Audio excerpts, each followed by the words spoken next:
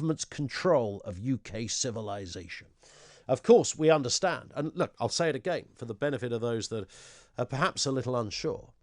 I get the issues surrounding concerns about the lockdown.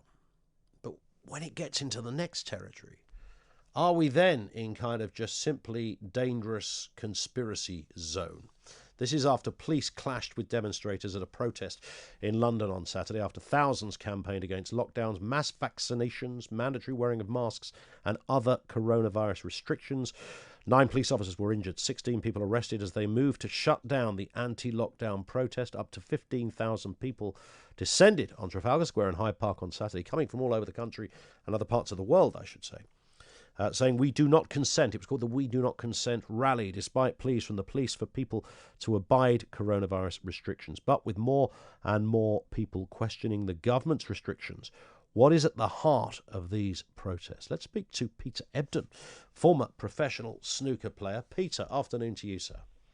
And world champion, no less. Well, I was about to say, I wasn't going to miss that bit out, of course. I've sung from the rafters, of course, since 1 o'clock. Of course, this was your career for many years. You made a good few quid out of it. You made your mark in the world of snooker, and you are a former world champion. That's there for good, and that's there forever. You've got the trophy. How did you end up going from that to finding that your concerns about coronavirus went further than just wearing a mask?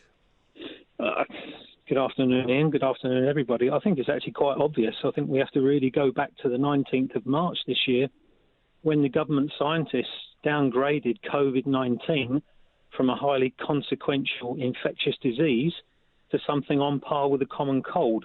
So they knew then that we were not dealing with a deadly pandemic. The current global survival rate for COVID-19, if that's what you want to call it, is 99.99% plus. And I've actually got the latest statistics here from the CDC in America. The latest survival rates for people who test positive for COVID-19 are 0 to 19 years of age, 99.994%. 20 to 49 years of age, 99.98%. 50 to 69 years of age, 99.5%. And 70 plus is 94.6%.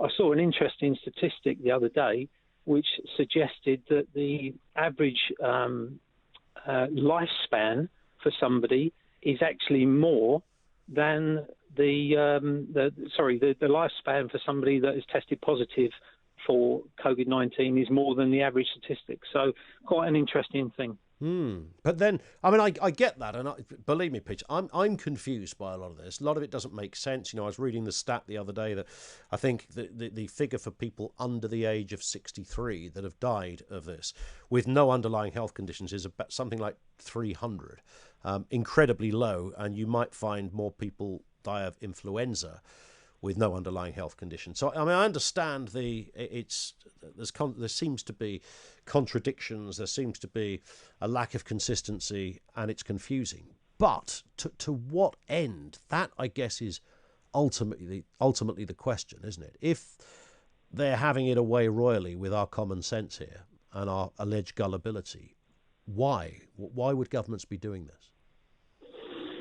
Who knows? I mean, you have to ask the government. I think that the government have obviously been lying about the statistics from day one. And, you know, I've just given you the example there of COVID-19 being downgraded on the 19th of March. So my question would be, why did we possibly go into lockdown the following week when they knew the catastrophic events that would But who downgraded it? The government scientists. You still find that today on the UK Gov website. It's still there.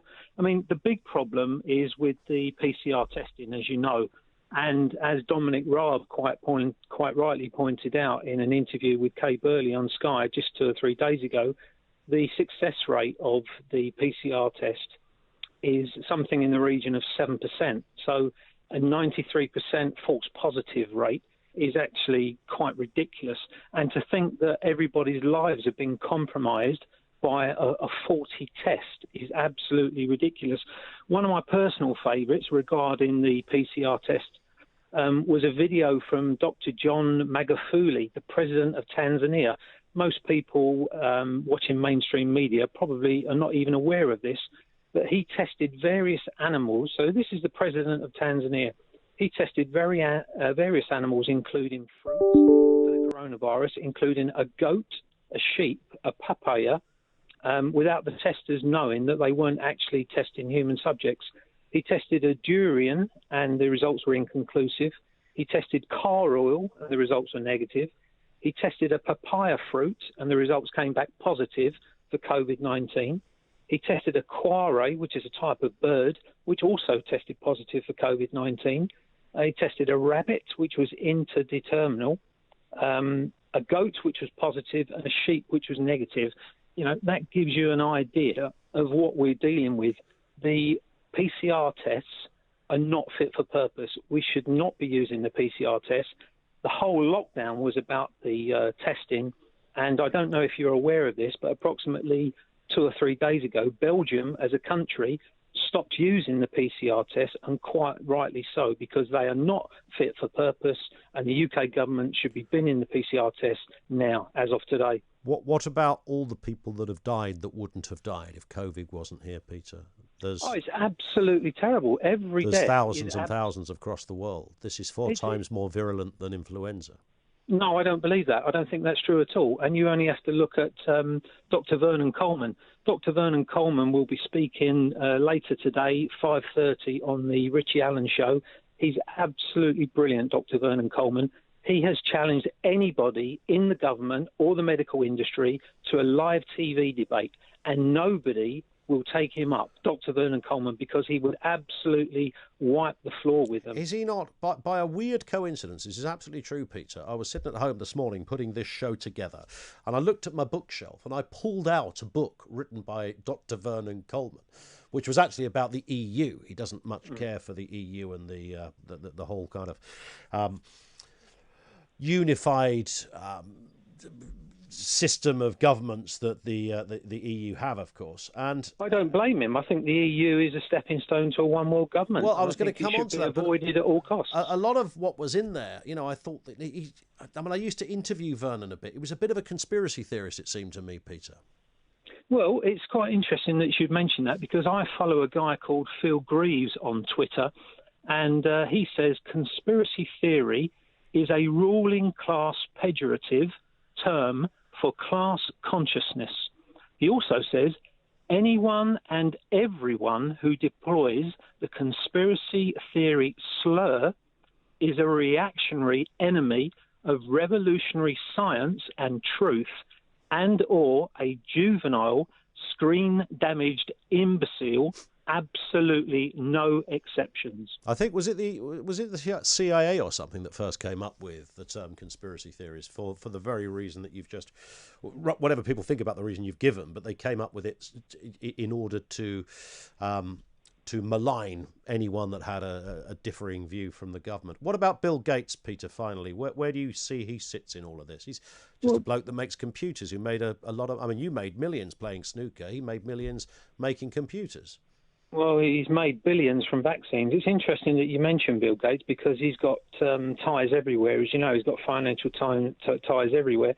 I watched a financial program a couple of months ago, and Bill Gates has actually invested $10 billion in vaccine research and development for a return of $200 billion. It's not a bad return, is it? We are living in very dangerous times, and I would like to give you a quote, if I may, from Dan Andrews, the Premier of Victoria, in September 2020.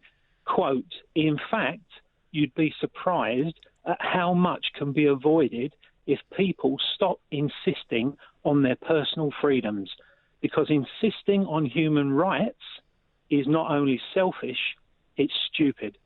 Now, in my honest opinion, that is a very dangerous statement. He is a very dangerous man, and he should be removed from office with immediate effect. Isn't the problem, Peter, sorry to interject, but isn't the problem that we can all find these little nuggets and quotes and phrases and take them out of context, throw in a little bit of exaggeration? No, I'm not suggesting that is, but I mean, like the return of Bill Gates's money on his investment, we don't fully know whether that is the case. I mean, somebody said it doesn't make it true. Himself. He said that himself. He openly admitted it. He was very proud of the fact that it made $200 billion from vaccine research and development. But if somebody asks him how much money has been made, then that's his answer, isn't it?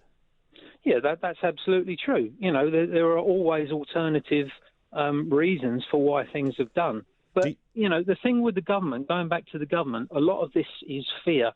And there was a very interesting quote from a programme which I follow very closely, which is UK Column.